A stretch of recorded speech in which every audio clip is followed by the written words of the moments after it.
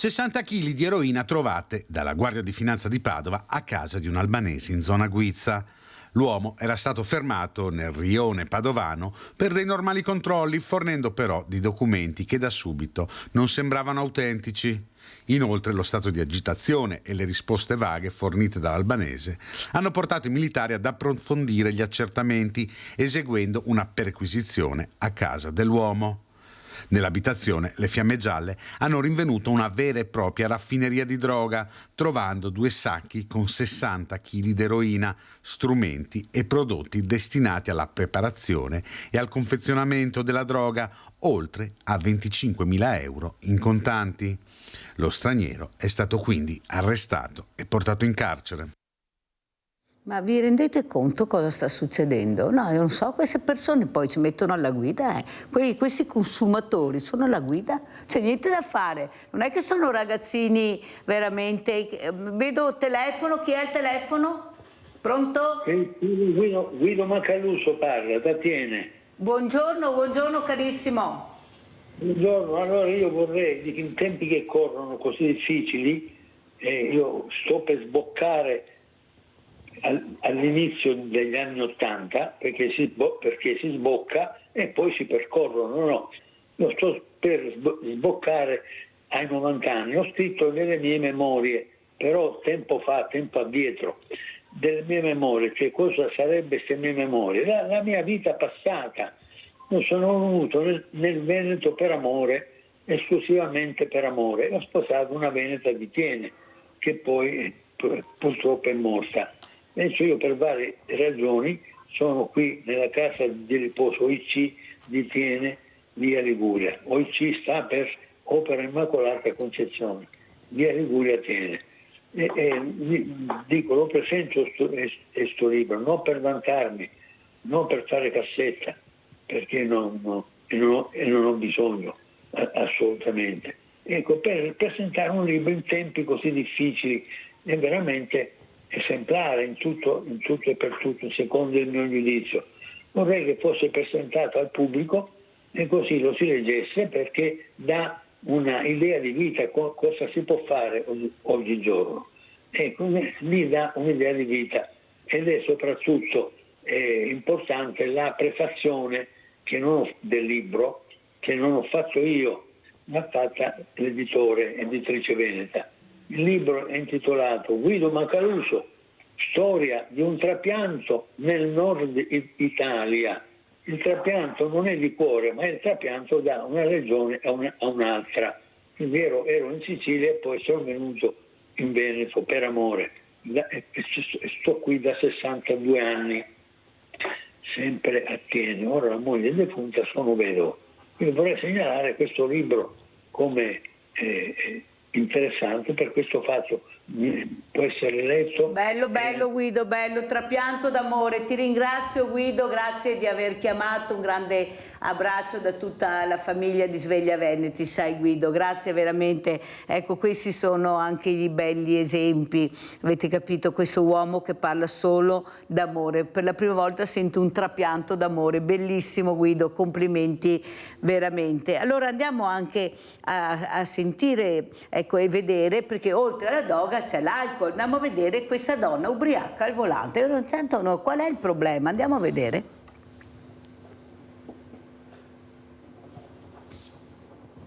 È andata addosso a 4 auto parcheggiate lungo via Puccini e via Melchiori nel centro di Castelfranco, prima di essere bloccata da una pattuglia dei carabinieri. Protagonista una 65enne al volante ieri pomeriggio della sua vettura in evidente stato di alterazione psicofisica causata dall'abuso di alcol.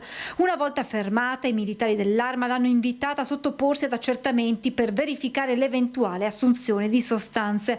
La donna però si è rifiutata. A quel punto, vista le sue condizioni, i carabinieri hanno chiesto l'intervento dei sanitari che hanno trasportato la 65enne in ospedale per gli accertamenti del caso. Alla donna è stata ritirata la patente e l'auto posta sotto sequestro. Per lei è scattata anche la denuncia. Abbiamo la nostra Nadia da Treviso. Ciao Nadia. Ciao Mirella, buongiorno al tuo ospite.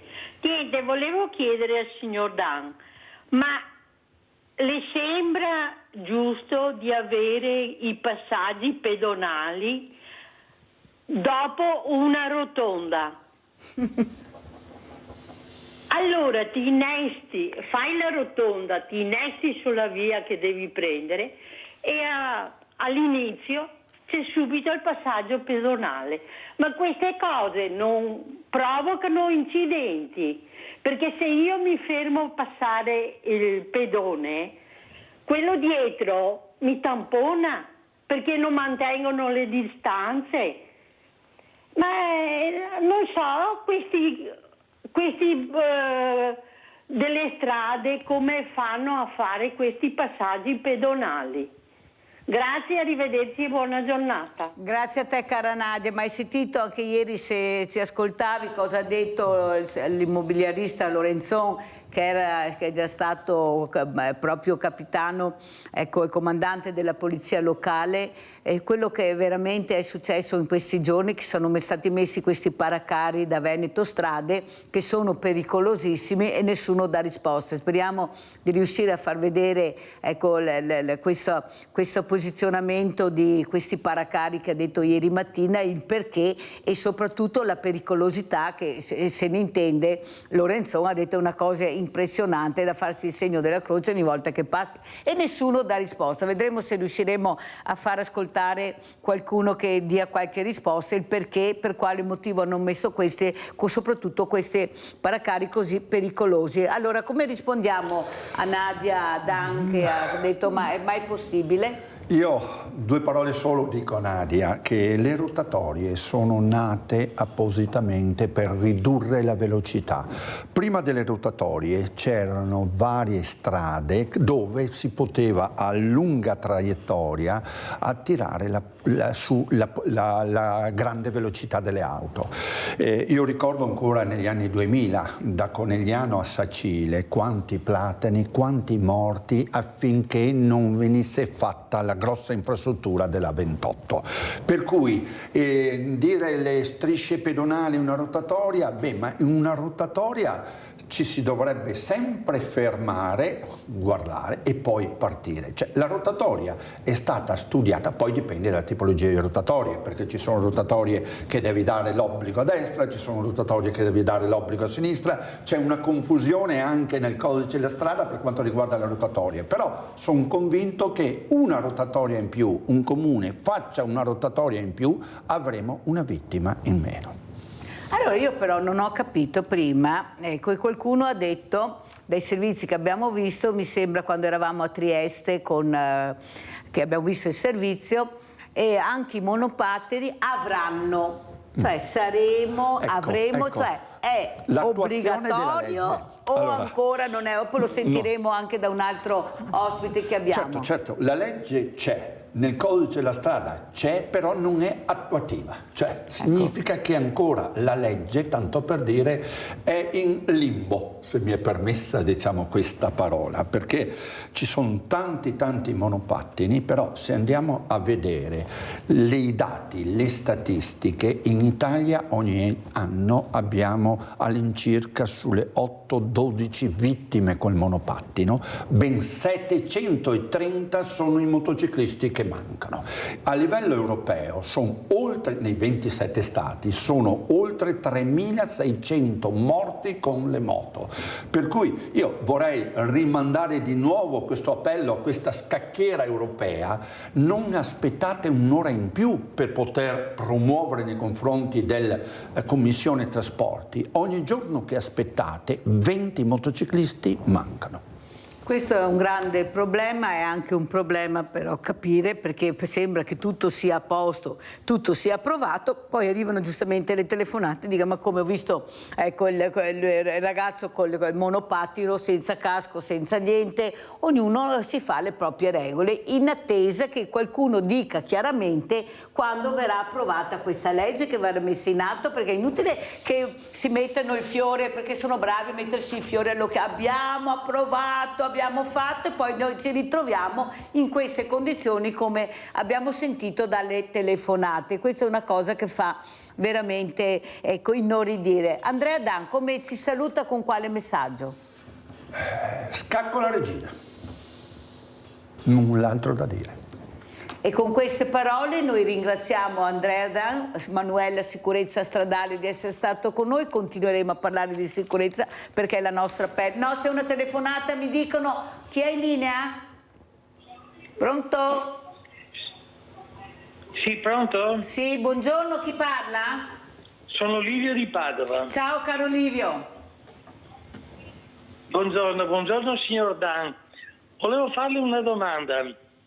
Non le sembra che le sanzioni sia per quelli che guidano, che vengono beccati al cellulare oppure in stato di ebbrezza oppure sotto effetto di stupefacenti, le sanzioni siano sono sempre troppo leggere, insomma, dovrebbero essere più pesanti. Questo non potrebbe essere un deterrente. Grazie. Grazie a te caro Livio, prego Andrea Dan. Allora, nell'ultimo nuovo codice della strada, a confronto di prima, è cambiato ben poco. Che significa? Che sono aumentate la parte economica, la parte delle sanzioni, la parte delle multe, però il limite dell'alcol è rimasto 0,5. Ecco, l'unica cosa è quello di iniziare di più nei punti della patente, nel toccare la patente, per cui anche l'uso del cellulare in auto, la patente, più che la multa, bisogna essere pratici. Cioè, oggi come oggi, uno se si permette un'auto di 30, 40, 50 mila euro, non è che da 200 euro portato a 300 euro una multa cambi la metodologia alla guida. Bisogna toccare la patente. Grazie Andrea Dan, Manuela Sicurezza Stradale, pubblicità.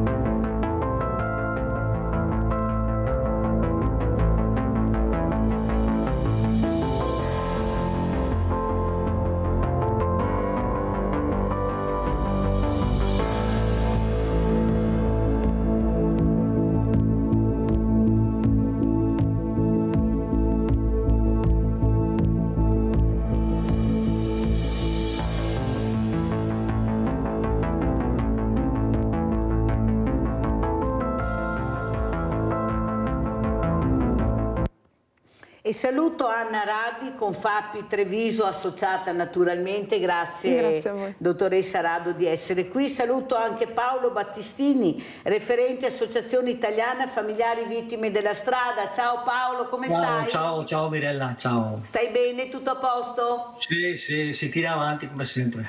Grazie Paolo. Allora, Anna Rado, pensa Paolo, ci diamo del tu con Paolo perché ci conosciamo bene, stiamo facendo le battaglie assieme, che ha fatto una tesi di laurea proprio sulla sicurezza stradale, sì. Pensa, perché lei ha una famiglia di motociclisti. Pensate, questa ragazza anni fa, 20 anni fa, ecco, io non l'ho detto quanto perché siamo donne, diciamo, però anni fa ha pensato alla sicurezza dei suoi familiari. Perché non mettermi in gioco? Perché non cercare di capire? Prego Anna Rado, dopo parleremo di Confapi naturalmente, certo. Prego. No, con lo UAV realizzai per la laurea triennale in disegno industriale un back protector che facilitasse anche poi la conciliazione motocicletta e sicurezza, trovando grandissimo appoggio con le imprese del territorio che all'epoca mi aiutarono, ero studentessa, aprirono proprio i laboratori, tutta la fase di sperimentazione, di ricerca di materiali, connessioni tra le persone. Era stato un momento per me molto significativo.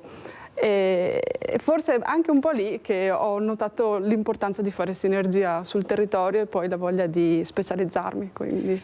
E cosa ne pensa di questi strumenti meravigliosi che abbiamo, però purtroppo non fanno parte del codice della strada? In Spagna circa un mese fa è stato approvato obbligatorio, sì, l'airbag obbligatorio ai motociclisti. Noi abbiamo queste associazioni importantissime, perché sono in tutta Italia, che stanno cercando di fare squadre che hanno perso i loro cari. Pensate che dramma. Eppure si stanno rimboccando le maniche per tutta la comunità. Cosa ne pensa? Beh, fare innovazione anche da un punto di vista sociale, e quindi ben venga che ci siano tutte queste tecnologie che possono intanto salvarci la vita e anche responsabilizzarci come società. Culturalmente anche la politica deve crescere, perché se abbiamo sì, gli strumenti, qui abbiamo anche la fortuna poi noi nel territorio, come diceva la dottoressa Rado, di avere queste aziende che producono questi strumenti e costano cari perché? Perché ne vendono pochi, ma se ne vendessero tanti, ecco, la cosa sarebbe diversa. Paolo Battistini, cosa vuoi dire anche commentando le parole della dottoressa Rado? No, vabbè, che la tecnologia è essenziale per la sicurezza stradale, perché al di là delle responsabilità personali di ognuno di noi sui comportamenti, ecco, la tecnologia è importante perché ha fatto anche passi avanti. Pensiamo agli airbag delle macchine, all'uso del casco obbligatorio e quant'altro, per cui ecco, la tecnologia è molto importante in questo, perché anche lo stessa, diciamo, strutturazione, conformazione delle auto, che sono molto diverse, che assorbono gli urti, hanno determinato in questo senso minori vittime e minori traumi, per cui ecco, è importante la ricerca e lo sviluppo di certe tecnologie, ecco, quindi non solo le nostre responsabilità.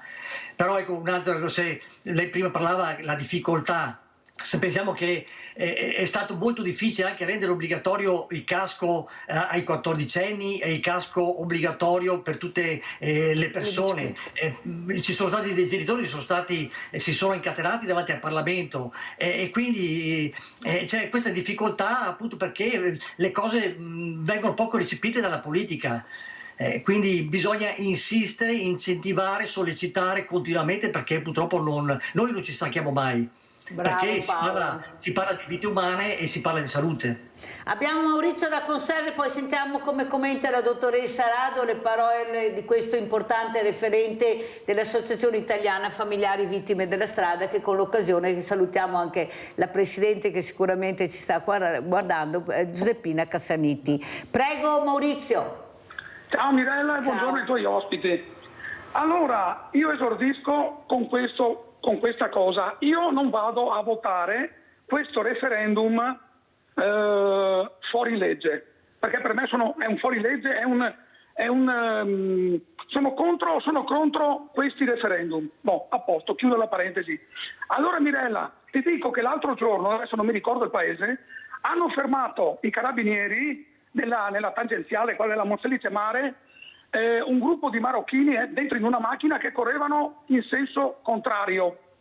Cosa gli faranno quei signori là? Allora, se lo fa un italiano lo beccano subito, è un ubriaco, lo prendono come minimo, lo sbattono, lo portano via. Ecco, ma come mai ci sono queste disparità, mi sembra di vedere, di legge? Ecco, questo voglio chiedere al Presidente dell'Associazione. Grazie e buona giornata a tutti. Allora, grazie a te. Allora Paolo, vuoi commentare per cortesia? Adesso non sappiamo come vengano, perché io penso che una trasgressione alle norme delle codici della strada venga trattata in uguale misura. Voglio dire, adesso non lo so, però io non credo ci siano disparità in questo senso, perché io, tanto per fare un esempio, collaboro da diversi anni con l'ufficio distrettuale, cioè l'ufficio di esecuzione penale esterna di Padova e Rovigo, e là purtroppo vedo italiani e vedo stranieri, perché sono sottoposti all'alcol test e quindi risultati positivi o che fanno degli incidenti, per cui c'è un misto, quindi non farei questa distinzione, perché voglio dire le autorità agiscono in maniera omogenea per tutti quanti, per cui ecco, non mi sentirei di dire che c'è questa disparità di trattamento, non lo so, è che purtroppo sulla strada gira di tutto e di più, per cui anzi bisognerebbe incentivare questi controlli, perché è solo il controllo che crea una certa deterrenza sulle strade. Molto chiaro, Paolo. Che sono stati fermati, adesso non lo so la dinamica, il motivo e quant'altro, ben venga che sono stati fermati, per cui hanno fermato dei potenziali mine vaganti. Molto chiaro. Allora, dottoressa Rado, visto che Maurizio ha toccato anche il tema dei referendum, io vorrei però capire una cosa. Allora, tutti si lamentano che c'è un'astensione alle persone che vanno a votare. Il 50% non va a votare, anche se qualcuno dice il Veneto è nostro, vorrei capire anche come, chi, quanto, cosa, perché è troppo facile, visto che ci sono anche tanti partiti. Ma soprattutto, allora, vuoi iniziare a far capire l'importanza del voto? Indipendentemente dal referendum, che tu sia favorevole o contrario, però vai a votare. Scrivi sì o scrivi no, ma vai a votare. O ti astieni, ma vai. Oppure, esatto, però vai a votare, fai schifo, però vai. C'è questa politica, una parte della politica che dice io non vado a votare e soprattutto il messaggio che qualcuno manda è non andate a votare. Secondo me è deleterio, perché è inutile che noi dobbiamo andare a votare, indipendentemente che sia un referendum, 2 referendum, 3 referendum, si deve andare a votare. È una questione veramente di etica, di educazione, di civiltà. Dottoressa Rado, e anche la Confapri da che parte sta? Naturalmente per il voto dopo, o sì o no, ognuno è libero, però votare secondo me dovrebbe essere una cosa importantissima da fare. Indipendentemente dal sì o dal no c'è anche l'opportunità di astenersi. Il fatto stesso di andare a votare è significativo, perché è il momento in cui noi come cittadini ci possiamo esprimere, possiamo far sentire la nostra voce, la nostra presenza e l'attenzione rispetto a quelle che sono poi le decisioni che governano il nostro paese. Quindi è una conquista che nelle generazioni passate ci siamo arrivati, insomma, con grande fatica. Ricordo il successo del film C'è ancora domani di Paola Cortellesi l'altro giorno, quindi una cosa che per noi donne è ancora molto molto sentita e intergenerazionale, quindi io penso che personalmente e anche da associata il momento di potersi esprimere è un momento sacro. Quindi... Bravissima dottoressa Rado, no, perché veramente io sono sconvolta, però quando li devi votare ti dicono di andare al voto perché a loro interessa il tuo voto. Cioè io penso che anche per i soldi che vengono spesi per questi referendum, per questi voti, cioè sono soldi nostri, cerchiamo di dare il nostro parere, come dice l'astensione, il sì e il no, scheda bianca, ma vai a votare, perché la politica invece di crescere sta regredendo, una parte della politica, non tutta, perché questi messaggi sono deleteri per veramente anche per i costi che dobbiamo sostenere per questi referendum. Prego. Io credo che nel marketing, io ho un po' un trascorso anche nel marketing, e ci sia tanto concentrati sullo slogan e sul vivere il momento, invece la politica dovrebbe essere una questione di visione nel medio e nel lungo termine, appunto, anche in termini di sostenibilità di questo pianeta, e quindi forse un po' quello, un po' meno pubblicità, un po' meno marketing e un po' più progetti nel medio e lungo termine, quindi questo è rivolto alla politica, vero, sì, dottoressa? Vero? Sì. Perché noi siamo anche abbastanza bravi e che sono dei messaggi veramente incredibili. Claudio da Marano Vicentino, vai Claudio. Sì, buongiorno a tutti. Ma io sono del parere che, visto come il governo di Erdogan, il governo di Orban, il governo di Netanyahu, il governo di Zelensky, il governo anche di Trump e anche il governo della Meloni, che sono tutti privilegiati, forse è meglio che quelli che votano a destra proprio non ci vanno più a votare. Proprio non andate più chi vota a destra, lasciate che vanno a votare gli altri cittadini. Il discorso di votare, abbiamo avuto la legge Biagi, che ancora prima la legge Treu, abbiamo avuto la legge Biagi, la legge Treu è degli anni 90, dopo la legge Biagi, la riforma Maroni, la riforma Fornero, il Job Act e l'articolo 18. Cioè, secondo me un mafioso non ha avuto tutte queste leggi addosso. Lavorare è diventato, sembra che sia una cosa, un delinquere. Allora, volete lasciare le cose così. Secondo me bisogna andare a lottare anche per responsabilizzare quelli che subappaltano e alla fine, quando ci sono i morti, fanno franca. Buona giornata. Grazie anche a Claudio da Marano Vicentino, ecco, è veramente è importante anche sentire quello che ne pensate. Andiamo a vedere anche questo progetto, mi piace molto vedere questo progetto e sentire in attività giovanile Confapi. Sapete quanto Mirella sta a cuore questo argomento, andiamo a sentire. Appindustria Servizi SRL, ente di formazione di Confapi Venezia, presenta oggi un'esperienza laboratoriale realizzata all'interno del progetto Esplora Te, illumina il tuo talento, guida la tua indipendenza, un'iniziativa finanziata a Fondo Sociale Europeo che vede le imprese attivarsi nei confronti del territorio rivolta ai giovani. I risultati del progetto, nato per contrastare la dispersione scolastica e l'inattività giovanile, sono stati presentati a Portogruaro.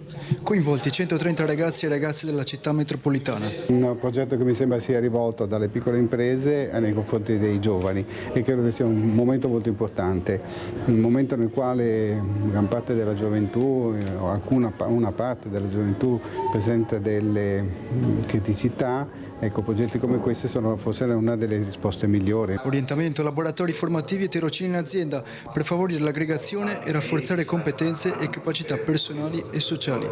L'obiettivo è quello di fortificare le politiche attive del lavoro e garantire la sostenibilità delle azioni previste.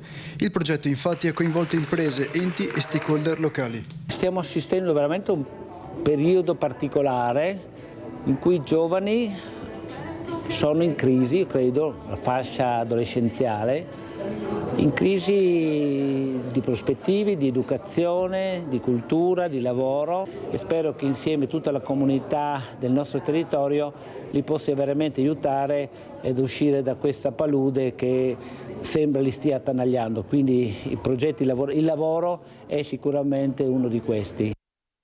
Il lavoro è uno di questi, dottoressa Rado, come abbiamo sentito dal servizio, però bisogna intrigare anche questi giovani. Ecco, bisogna cercare anche di dare loro rispetto anche per gli studi che hanno fatto. Come mai secondo lei molti giovani vanno all'estero? Ecco, perché? Perché c'è un motivo. Qualcuno dice ma non è proprio così, non è che la vita sia diversa da qua. Lei cosa ne pensa, dottoressa Rado? Sì, i dati ci parlano di un grande afflusso appunto di giovani che vanno all'estero, qualcuno per tornare, qualcuno no. Cosa cercano all'estero? Sicuramente cercano sfide, responsabilità, conciliazione vita-lavoro e anche di essere messi, potersi mettere in gioco con le proprie competenze su tutto ciò per cui hanno studiato. E quello che possiamo fare noi qui è appunto coinvolgerli, ispirarli, dare delle responsabilità e la chiave appunto può essere la creatività o l'innovazione.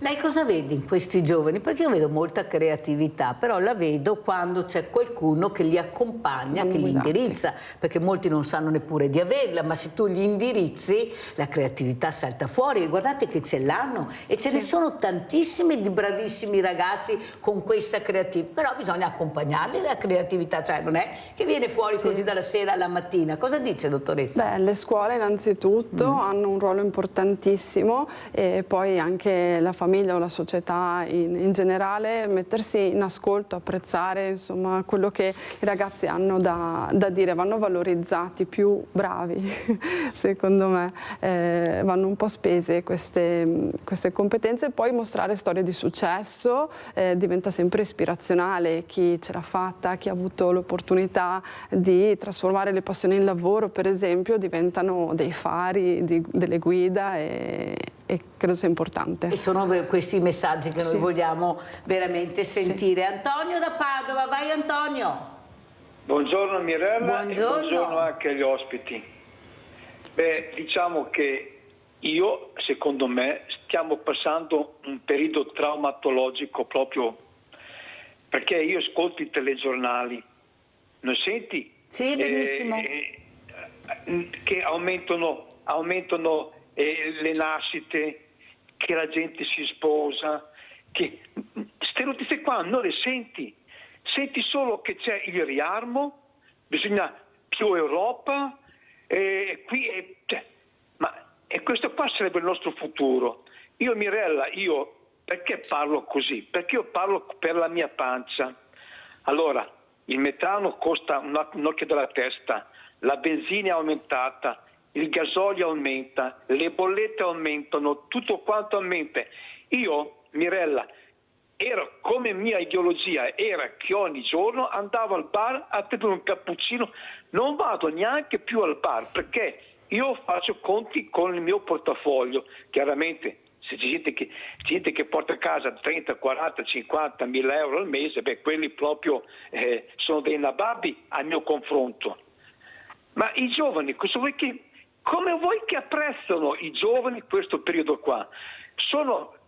Mirella, è l'insegnamento. Tu vedi che i nostri capoccia fanno delle boiate, cavolate che non ti dico, e non c'è più futuro. Qua in Italia o ci armiamo e mandiamo a casa tutti questi gentagli, questi parassiti che sono a Roma, che ci chiedono miliardi per armarci, più soldi per armarci, ma rendete conto, ma la gente capisce trove qua, dobbiamo difenderci da chi? Dai nostri voti, dagli unni, dai barbari. Buongiorno e grazie. Abbiamo sentito anche le riflessioni di Antonio, quello che veramente però traspare è che purtroppo abbiamo degli stipendi bassissimi, dottoressa, pensioni anche. Abbiamo sentito ieri, avevamo una persona che ha un immobiliare dove dice non ci sono appartamenti, non ce ne sono proprio da affittare, anche se ci sono pochi, li tengono anche chiusi perché non si fidano. E lui ha detto una cosa importante, anche gli industriali dovrebbero creare, come si faceva una volta, che facevano queste case per gli operai, li facevano anche vicino alla fabbrica. Io dico sempre, dottoressa, magari qualche yacht in meno e qualche magari palazzo in meno per loro, visto che ne hanno tanti, e magari investire più su questa forza lavoro, perché se non fai questo come fanno? Poveretti, questi hanno un contratto di lavoro, però non si fidano e perciò l'appartamento non viene affittato, non viene dato in affitto. Ecco, secondo lei, anche come Confapi, dovreste intervenire, lei è un'associata, perché bisognerà pur trovare una soluzione, perché ho capito l'industria, la ditta, ma se non c'è chi lavora cosa fai? E se questa persona non trova dove veramente avere una casa o due stanze, io non riesco, con degli affitti poi impossibili, perché diciamo anche questo. Cosa ne pensa, dottoressa, anche come Confapi?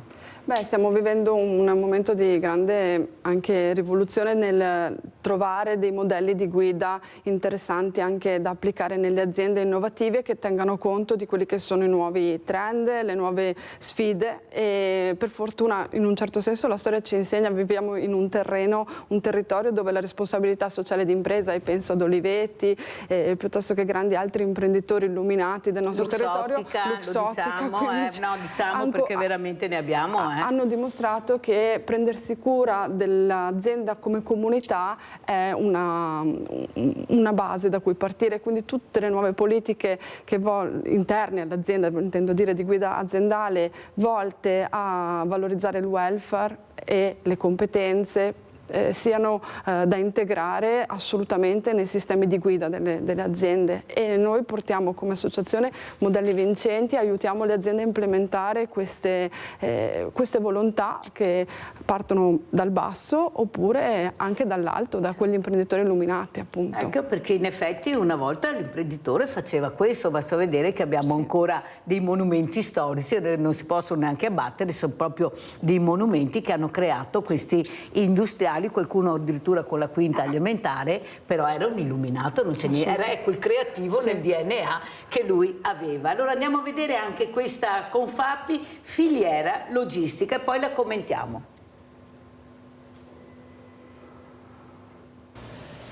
Trasporti e logistica, quanto mai un settore in crescita e in espansione pur con delle difficoltà, dalla legalità degli appalti, soprattutto nelle multinazionali, al rinnovo del contratto collettivo nazionale che porta delle migliorie in termini di retribuzione e non solo. I benefici sicuramente saranno sulle buste paga dei dipendenti e non solo quello, perché comunque la filiera della logistica è una filiera importante. Oggi penso che sia il lavoro più attrattivo che ci sia per quanto riguarda non forse il settore viaggiante, però le logistiche servono. Introduce novità per tutto il comparto, ma in realtà per tutta la filiera.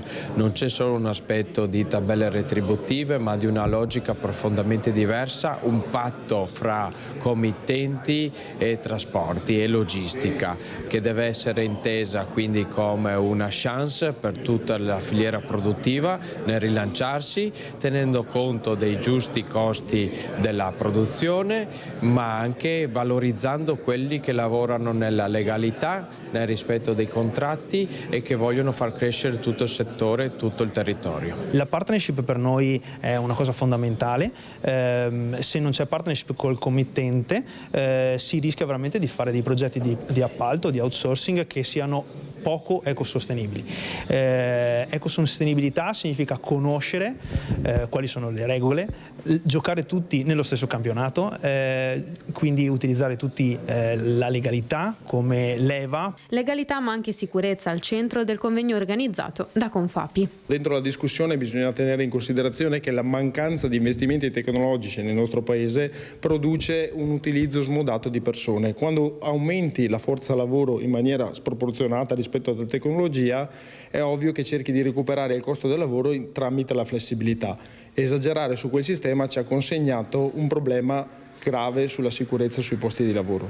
Ecco, ora per rimettere in fila le cose bisogna cercare per forza di affrontare l'innovazione tecnologica e le condizioni di lavoro, ma tenuta fede alle condizioni del lavoro. Allora, sentiamo come commenta la dottoressa Rado e soprattutto questa logistica, questa mobilità tutta su gomma.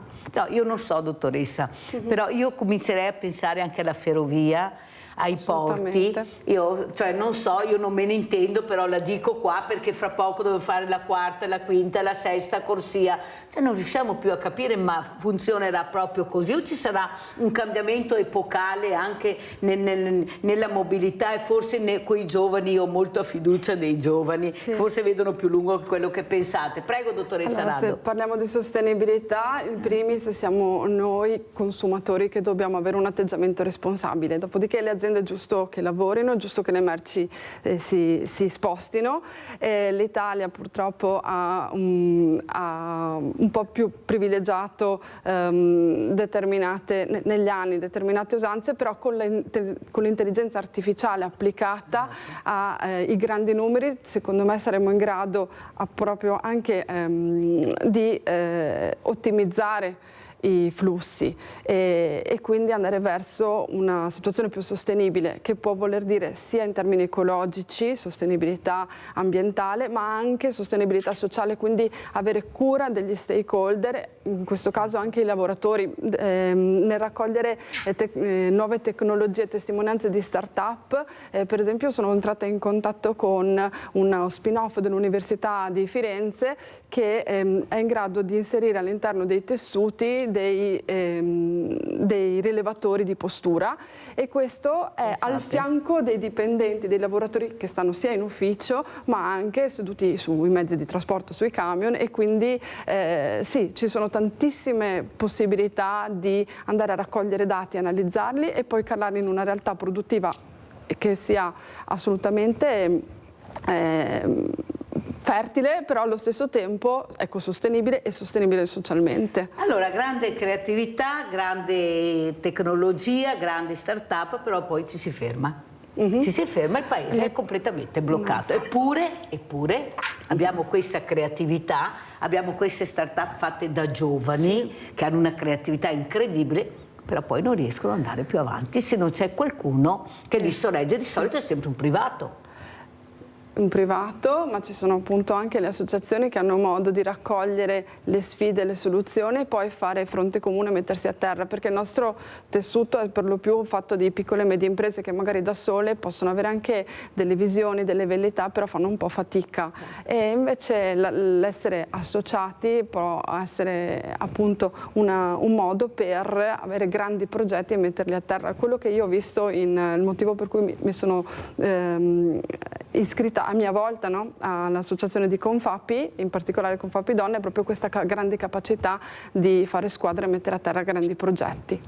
Anche perché abbiamo questa figura femminile che veramente a questa marcia, lo dicono anche gli addetti ai lavori maschi, che iniziano a capire l'importanza di avere questa figura femminile all'interno, di fare squadra. Poi parliamo di persone, non è che dobbiamo dividere, io non dividerei tra uomo e donna, però capite bene che se noi diamo il là, è un là veramente tosto, qualcuno capisce e forse ha ragione e non mettono più la donna nell'angolo, come succede ancora adesso che abbiamo gli stipendi diversi dagli uomini nonostante facciamo lo stesso lavoro. 2025 dottoressa, anno 2025. Allora andiamo invece con Paolo Battistini, andiamo a sentire Guida Sicura Polizia, andiamo a Udine e poi lo commentiamo.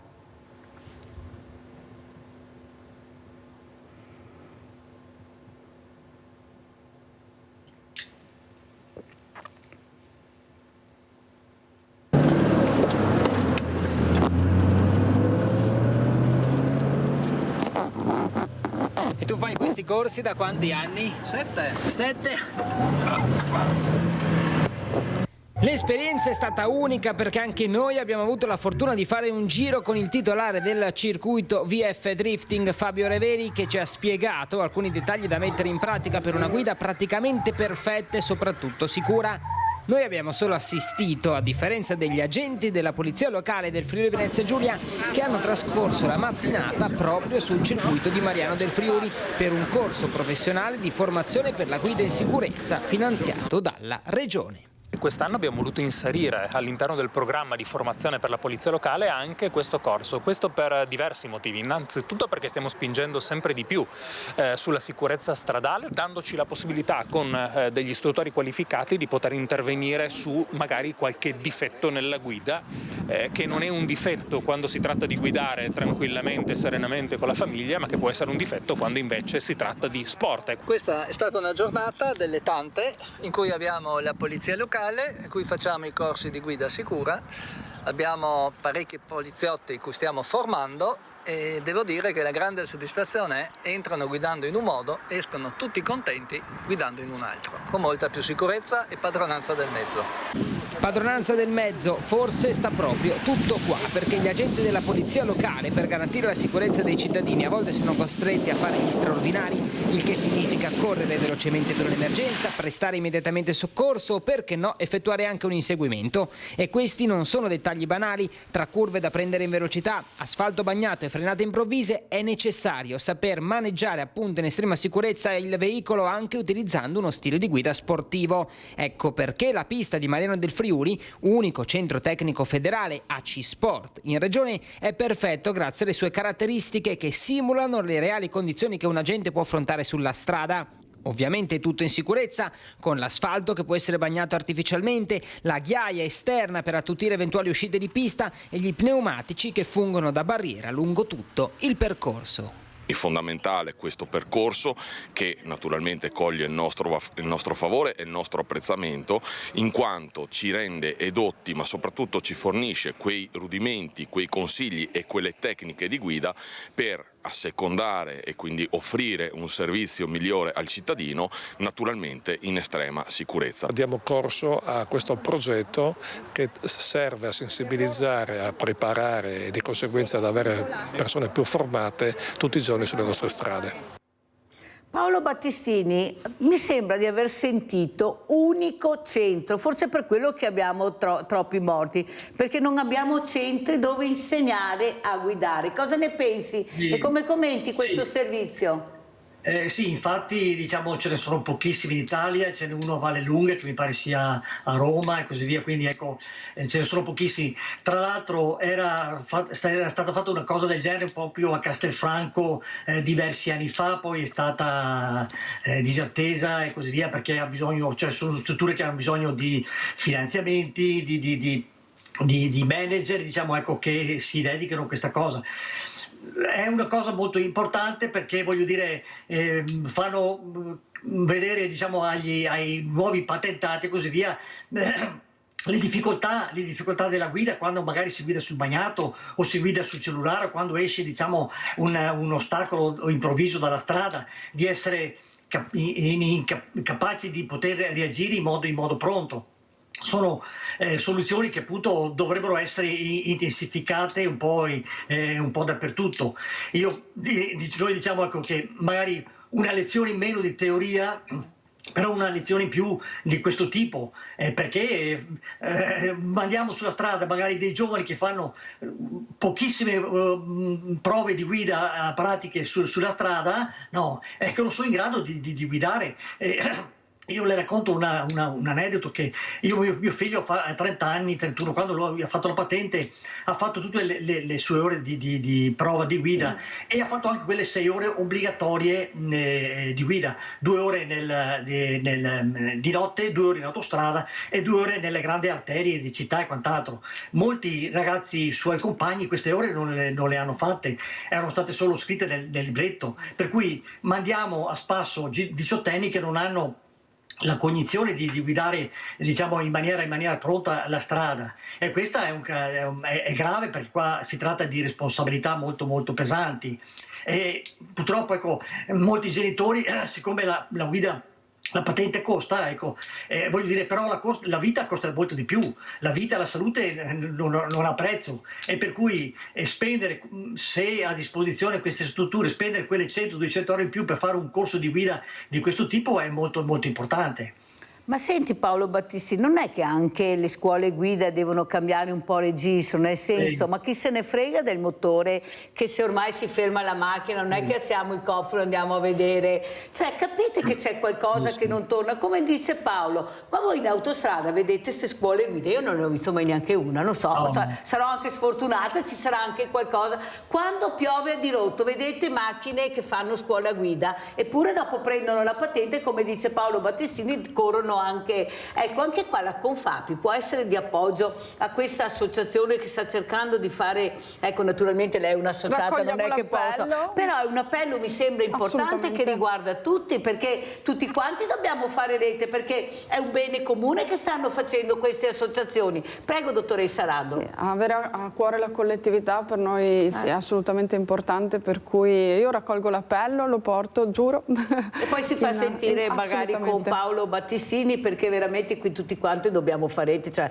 non ne possiamo più, no? Come dicevo stamattina dottoressa Rado, non è che io al mattino devo uscire e farmi il segno della croce se arrivo a casa la sera, o se i figli arrivano a casa la sera, o il marito, cioè non è possibile. Paolo Battistini, un'altra cosa importante che volevo chiederti, io so che tu hai fatto la richiesta dal 10 al 13 di luglio sempre a Silea, con questo villaggio delle associazioni, per far capire l'importanza di fare rete, di capire l'importanza anche di queste associazioni per fare un bene comune. Ecco, cosa dici Paolo? Intanto ti ringraziamo anche sempre anche con la Presidente Giuseppina Cassaniti per queste iniziative che fanno bene alla comunità, avendo anche questi posti meravigliosi, non sempre al chiuso ma all'aperto, dove incontrare le persone, che faremo la seconda volta di uscita. La prima ci siamo incontrati noi. Pensi dottoressa Rado che nonostante il tempo anche incerto, come iniziava anche più originale, sono arrivate 90 associazioni di volontariato, sono venute anche da altre regioni pur di far squadra, di conoscerci e di far capire cosa possiamo fare tutti assieme. Prego Paolo.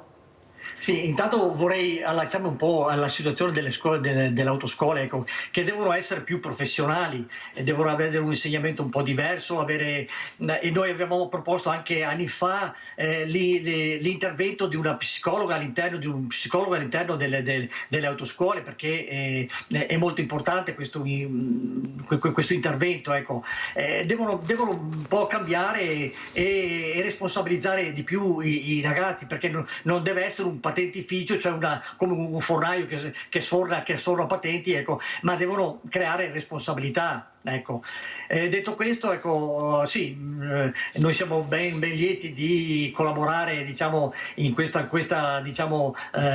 evento, anche perché, voglio dire, le associazioni, come ho sempre detto, rispondono a delle mancanze della società, sono persone che fanno soprattutto del volontariato e che per un motivo o per l'altro si mettono in prima linea per andare un po', per quanto nostro, a sensibilizzare l'opinione pubblica, a altre per far conoscere insomma le loro attività, ma tutti si dedicano alla società, magari a persone disabili e così via, per cui ecco è un grosso lavoro di beneficenza anche e quindi che va valorizzato in tutti i sensi.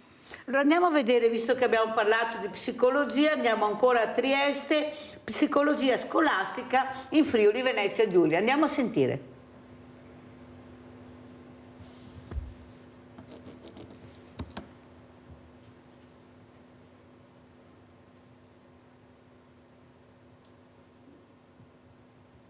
Adesso dovrebbe partire il servizio. Tanto che parte il servizio, sentiamo, dottoressa, come commenta le parole del nostro Paolo Battistini, che poveretto sta cercando anche lui di fare squadra, di cercare di aiutare, e soprattutto questi messaggi che arrivano. Eccola qua, ecco il servizio, poi sentiamo la dottoressa Rado. Argomento da trattare con estrema attenzione quello della presenza dello psicologo a scuola. Se un supporto importante da parte di questa figura è stato in qualche modo istituzionalizzato dall'università durante il periodo pandemico, per quel che riguarda il sistema scolastico in Friuli Venezia Giulia esiste il bonus psicologo, che pur rappresentando, secondo Laura Fasiolo, un'importante innovazione, sempre stando alla consigliera regionale PD, non basta. Oggi, assieme al professor Claudio Tonzar dell'Università di Urbino, Fasiolo ha illustrato la proposta di legge per istituire il servizio di psicologia scolastica, che parte da un presupposto fondamentale. L'Italia è una situazione un po' particolare perché esistono degli psicologi che mettono piede a scuola per vari tipi di progettualità, ma queste progettualità sono le più diverse, non sono presenti in tutte le scuole, hanno degli obiettivi ed vengono svolte delle attività molto diversificate, e soprattutto l'approccio a questo intervento è un approccio, diciamo, che utilizza una logica di tipo medicalista, medica, piuttosto che di prevenzione, di promozione della salute, di sviluppo di un ambiente, diciamo, di un contesto di benessere, come dovrebbe essere la comunità scolastica. Il servizio, ha spiegato Fasiolo, farebbe capo alle singole scuole nell'ambito dell'autonomia e su richiesta, qualora approvato, dovrebbe essere rinnovato ogni 2 anni. La psicologia scolastica non è una branca di un servizio sanitario, non è un servizio prettamente sanitario, è un servizio didattico, un servizio di supporto anche alla didattica, un servizio aggiuntivo, integrativo, che aiuta i docenti che non ce la fanno più a volte con classi complicate, aiuta la soluzione di problemi che emergono, aiuta soprattutto a prevenire i problemi. Quindi è uno psicologo, come dire, che è anche un pedagogista. Allora, dottoressa Rado, come commenta il servizio? So che anche voi state cercando di fare un evento importante. Prego, dottoressa. Sì, il discorso intanto della psicologia deve essere sdoganato, e per fortuna i numeri, perlomeno quelli che riguardano l'ambiente di lavoro, stanno dimostrando che c'è più attenzione, meno tabù e quindi più proattività anche in termini tecnologici. Per esempio abbiamo la possibilità di anticipare, applicando appunto strumenti di AI che leggono i dati, li anonimizzano, quindi stanno nel rispetto della privacy per esempio delle persone, e poi portano dei report ai board. Certo che applicare queste cose alla scuola forse è ancora un po' utopia, ma ci arriveremo probabilmente. In ogni caso quello che conta è l'attenzione e poter parlare, come stiamo facendo adesso, di questi temi importanti.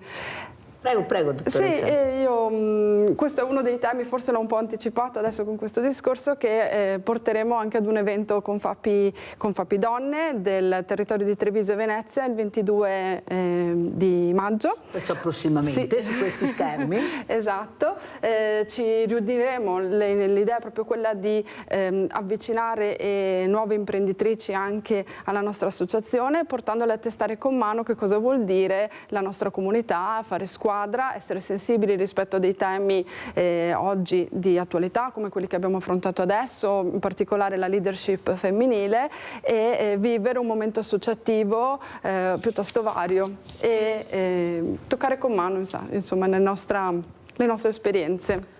Allora io le faccio vedere cosa ha fatto proprio un'imprenditrice donna, che eventualmente le darò il nome e cognome, proprio per la sicurezza stradale, perché come ha detto lei, io ho fatto una tesi perché nella mia famiglia c'erano i motociclisti, lei ha fatto invece una cosa importantissima che vedremo per salvare la vita specialmente alla comunità ma ai suoi figli, perché lei era terrorizzata. Andiamo a vedere cosa ha inventato: protezione barriere stradali. Andiamo a vedere questo video.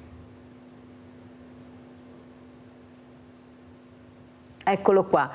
Ha inventato questo, vede, dottoressa, questo diciamo tipo materasso che non riesce a bloccare e tu non vai a sbattere con la macchina contro questo palo, questo corpo contundente. È stato omologato, è stato approvato e lei si è inventata questa cosa qua. Pensate, ecco, una donna che ha capito l'importanza di mettersi in gioco con questa azienda e ha creato questa meraviglia, guardate, che salva la vita, perché la macchina non cozza, si alza, poi ritorna a terra e non va a sbattere contro questo corpo contundente. Cosa vorrebbe dire a questa donna se ce l'avesse qui vicino, dottoressa Rado? A questa imprenditrice, poi, perché è un'imprenditrice. Sì, fare impresa tocca tantissime competenze e quando si parte da risolvere un problema concreto, la strada, mi permetta il gioco, è spianata e quindi si tratta di poi andare ad affinare il modo di fare impresa per portarla al successo e far sì che innovazioni possano diventare realtà nella nostra quotidianità e quindi avere un impatto sociale importante. Perciò sì, assolutamente. Innanzitutto le mie congratulazioni e dopodiché una grande apertura, anzi la invitiamo il 22. Perché veramente poi le darò anche squadra. Il nome e il cognome, perché ha fatto veramente una cosa importantissima per tutta la comunità, non solo per lei. Ha creato questo salvavita, lo chiamo io perché è molto importante. Paolo Battistini, cosa diresti tu a questa imprenditrice che ha creato questa specie di materasso che però ti salva la vita? Beh, innanzitutto, ecco, complimenti perché appunto le donne hanno una fantasia molto migliore di noi uomini e quindi ecco, ben venga. Certamente è una cosa che deve essere sviluppata, messa a punto. È logico che basta pensare a quanti platani abbiamo in giro per le nostre strade, guardrail che sono manomessi o che hanno, diciamo, questa cuspide messa lì fuori che può infilarsi dentro la macchina come una ghigliottina. Tutto quello che va nella sicurezza per noi va bene. È logico che deve essere, diciamo, messa a punto, studiarla in maniera più consona, ecco, e soprattutto sviluppata e resa possibile da parte degli amministratori, dei gestori delle strade, metterle in condizioni di poter utilizzare queste innovazioni. Perché voglio dire, la vita non ha prezzo e quindi tutto quello che va in senso, diciamo, della salvaguardia della vita è una cosa che deve essere attenzionata doverosamente. Allora andiamo a vedere pensando che appunto anche a 50 all'ora c'è uno sviluppo di energia cinetica che una persona anche soprattutto senza cintura può farsi del male, ma molto molto serio, per cui è una cosa che va ad attutire anche l'impatto. Guarda Paolo, che io sulle macchine retro io non vedo che nessuno mettano la cintura. Scusate se voi li vedete, io vedo i passeggeri tutti senza cintura. No, davanti ce l'hanno, devo dire la verità, ma dietro, Paolo, io non vedo cinture. Pensare, tanto per dirvi un'altra notizia tecnica, che a 50 all'ora una persona di 70-80 kg durante l'impatto assume una potenza, un peso di 700-800 kg. Quindi 10 volte superiore. Quindi andare a sbattere contro il parabrezza con 700 kg addosso, diciamo, è una cosa deleteria. Quindi soprattutto quelle persone che sono sedute dietro vanno anche a far del male, ad ammazzare le persone che sono davanti. Quindi ecco, questa è una cosa da tenere a mente. C'è un silenzio totale su questo, io non sento che nessuno si preoccupa di questo, eppure veramente sarebbero veramente... Sono cose che non si sanno, sono cose che non si sanno, che non vengono dette, e noi nei nostri incontri, anche ieri sera sono stato in un incontro a Merlari in provincia di Padova e ho parlato di queste cose, e la gente che resta lì stupefatta perché non sanno. Perché non le mettono, per quello non si sa, perché non le mettono, non gli interessa. Allora andiamo a vedere purtroppo anche questo funerale di questo ragazzo Lorenzo Cristea. Ieri sono svolti i funerali, andiamo a sentire e poi vedremo anche un passaggio. Ecco qua.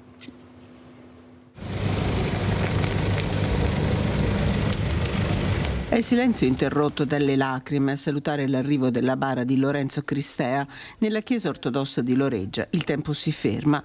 Oltre 1000 persone e tantissimi giovani sono lì per lui. A Loreggia arrivano il papà e la mamma di Lorenzo, una veletta nera sul capo, gli occhi gonfi di lacrime. Su rombanti bolidi giungono gli amici più stretti, anche Alessandro Bortolami, ferito durante la rissa fatale per Lorenzo e appena dimesso dall'ospedale. Tanti hanno candele in mano, accese in ricordo del giovane. Alcuni portano fiori. Sono i sacerdoti di Loreggia, Villanova, Castelfranco Veneto e Noale a celebrare il funerale. Ai canti si alternano le preghiere.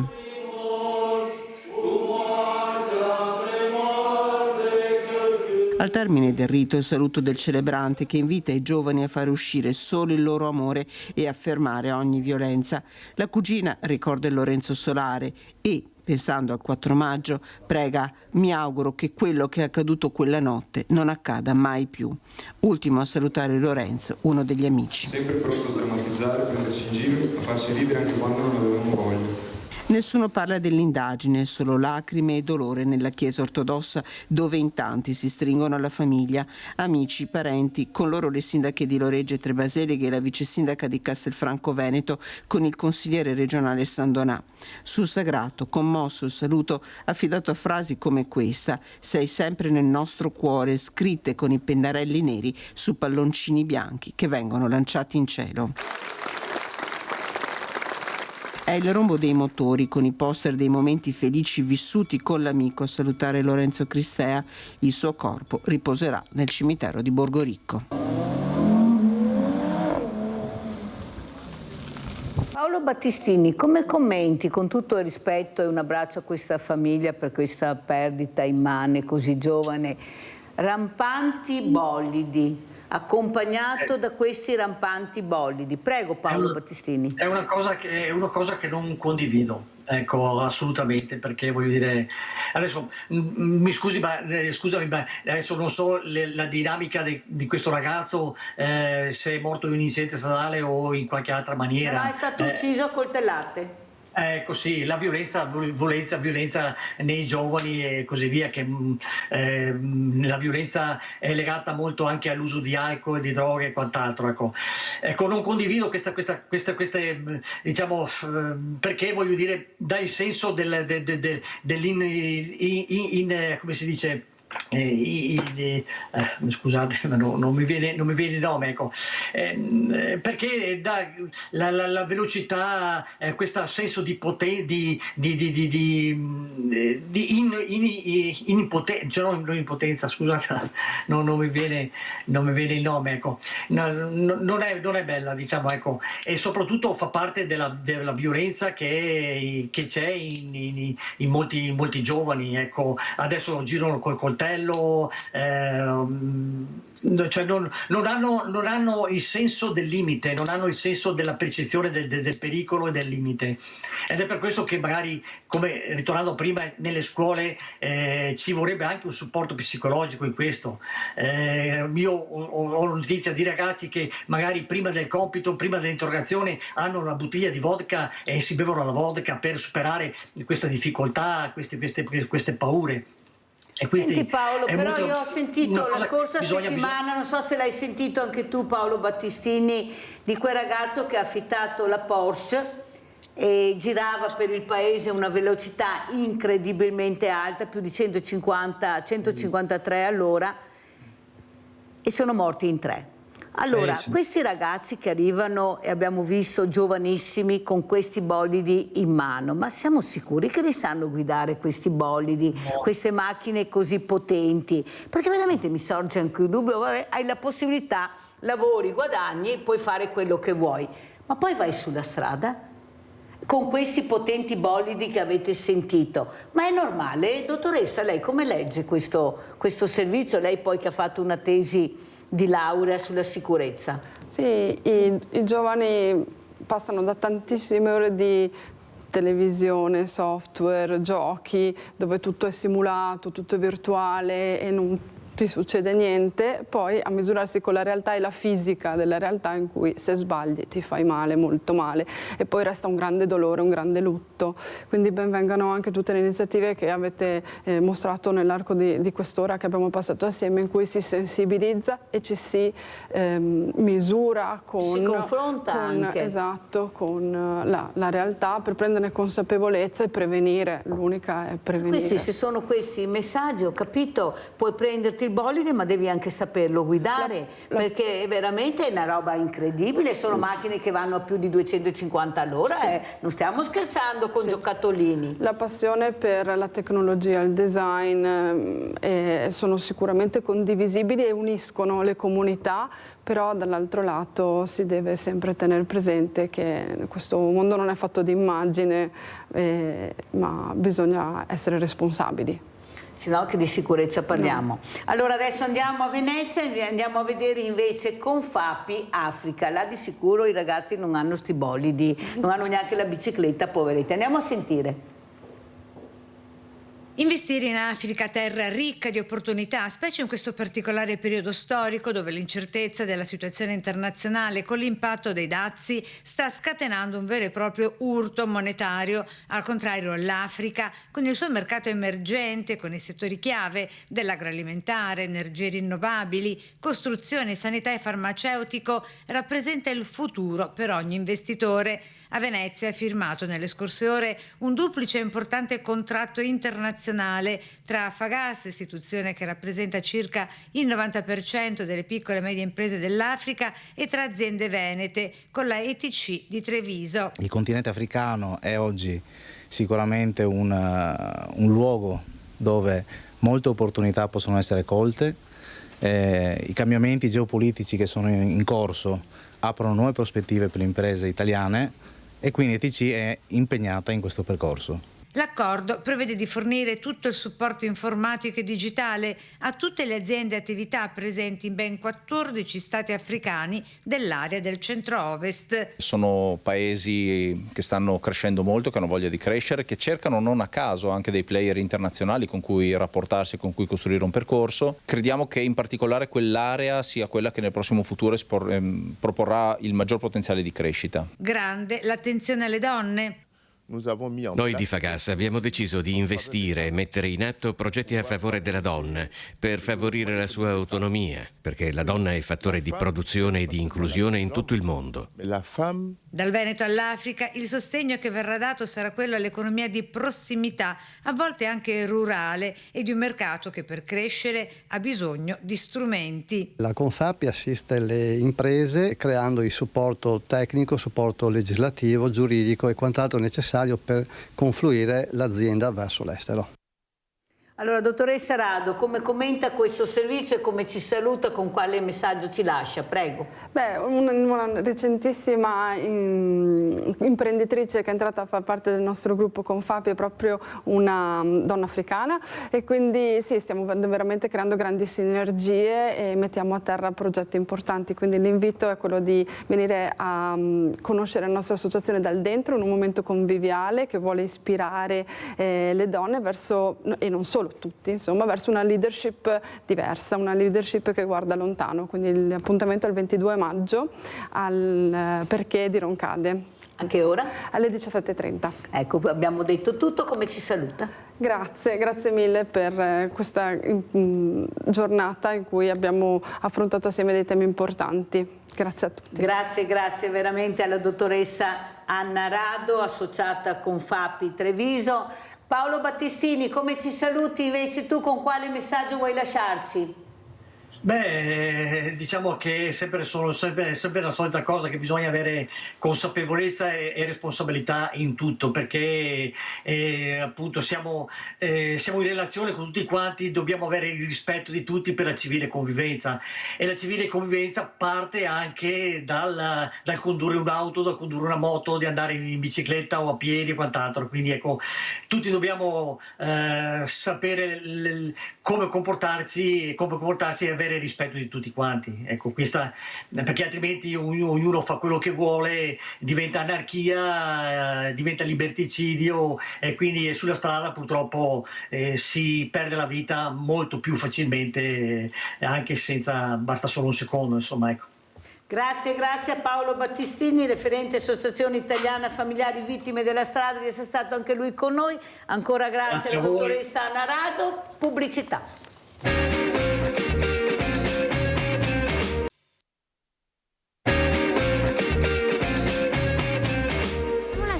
A dicembre con gli ultimi racconti e gli sviluppi del progetto della ricostruzione della Smiling School Lucky Summer. Come sapete, la Smiling School Lucky Summer è una scuola che sorge proprio a ridosso della discarica di Dandora. Questa scuola è una scuola media che offre istruzione a circa 90 ragazzi che vivono nelle baraccopoli di Nairobi. Nel 2019 Una mano per un sorriso for Children acquista una vecchia struttura appunto a ridosso della discarica di Dandora, con l'idea e la visione di portare i ragazzi che vivono nelle baraccopoli di Nairobi fuori dallo slum per far vedere loro che esiste una possibilità di una vita migliore, diversa, che il mondo è grande e che non è racchiuso da una baraccopoli. Dopo 5 anni questa scuola ha la necessità assoluta di essere ricostruita ed ampliata per rispondere alle nuove esigenze della comunità e soprattutto dei bambini e per rispondere alle richieste del governo keniano. 2 anni fa il governo keniano ha varato un nuovo ordinamento scolastico che mira al miglioramento della qualità dell'istruzione e a un ampliamento dell'età di obbligo scolastico. Ma questo che cosa comporterà nel concreto per le scuole? Ecco, le scuole dovranno costruire nuove classi e allestire laboratori adatti ai nuovi programmi. Ecco, voi capite che per le scuole delle baraccopoli questa è una cosa praticamente impossibile. Dalle 7 di questa mattina eravamo già tutti al lavoro. Infatti tutti i bambini che frequentano la Smiling School Lucky Summer sono arrivati a scuola prima delle 7 per iniziare a svuotare completamente la scuola, per permettere ai costruttori quindi di iniziare la demolizione di questa struttura. Come sapete, la Smiling School Lucky Summer si trova proprio davanti allo Smiling Center, nel quartiere appunto di Lucky Summer. Lucky Summer è un piccolo quartiere a ridosso della discarica di Dandora, ma appena fuori dallo slum, quella zona definita slum, che è una zona dove non ci sono strutture di mattoni, ma tutte le case, le scuole sono fatte per il 90% di strutture mobili, cioè lamiere, pali di legno e molto spesso anche altri tipi di materiali tra virgolette occasionali. Alle 8 del mattino eravamo praticamente pronti, tutti i banchi e le sedie erano stati spostati all'esterno della scuola, però qualche bambino, per cui questa non era solo una scuola ma anche una casa, ha fatto veramente fatica a lasciarla. Greetings from Kenya. My name is Isaac here at Smiling School. Today is 28th of April and I am very pleased that today we are initiating the reconstruction of the Smiling School and we are so pleased and happy for the support. Grazie. My name is okay.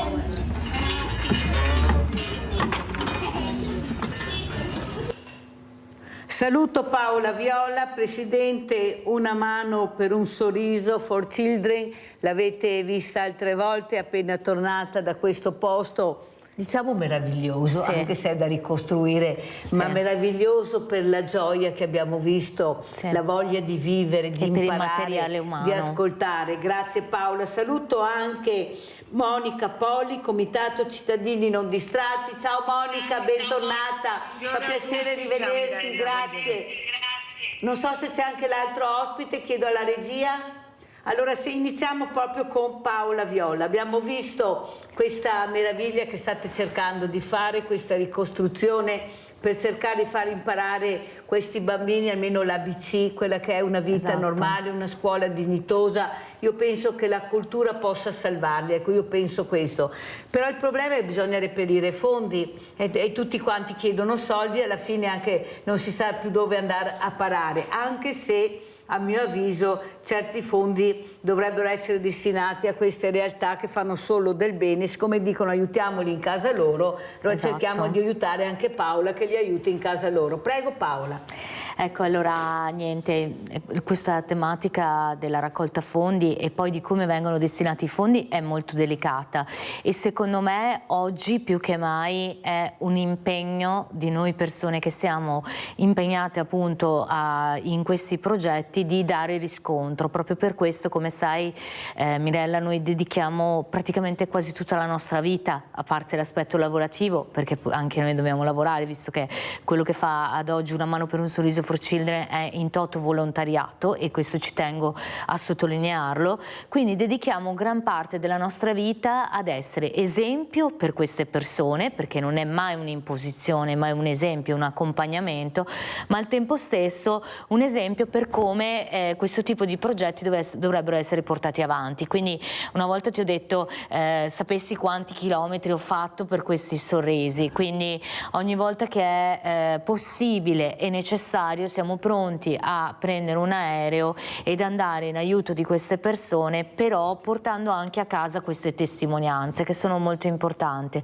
I fondi di beneficenza sono sempre meno purtroppo perché le esigenze si sono ampliate, quindi nulla da dire in merito, ma diciamo che oggi le persone devono capire che è anche loro responsabilità capire dove e come questi fondi vengono utilizzati. Quindi la testimonianza, il racconto per noi rimane una delle cose più importanti che oggi Una Mano per un Sorriso vuole dare alle persone, in primis per far vedere la realtà di quello che si sta facendo, ma anche per cercare di far capire nel profondo perché andare dall'altra parte del mondo e lottare così tanto ogni giorno per costruire una nuova scuola per questi bambini, perché Mirella, l'ho detto tante volte ma mi piace ripeterlo perché ci credo profondamente, il mondo è estremamente collegato, quindi quello che succede dall'altra parte del mondo influenza, che noi lo vogliamo o no, la nostra vita,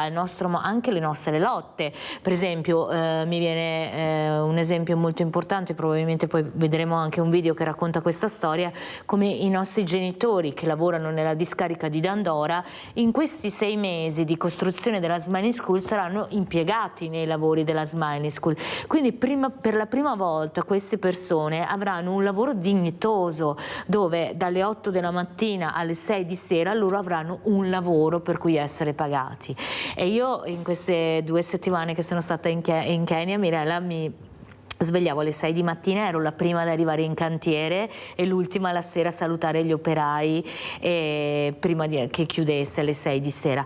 E questo è importante, alle volte addirittura stavo seduta per ore nelle macerie che venivano spostate a destra e a sinistra e gli operai stessi mi chiedevano a volte di spostarmi da un'altra parte perché ero in mezzo. Ti è caduto il microfono? Ah, scusate. Ero in mezzo là, brava.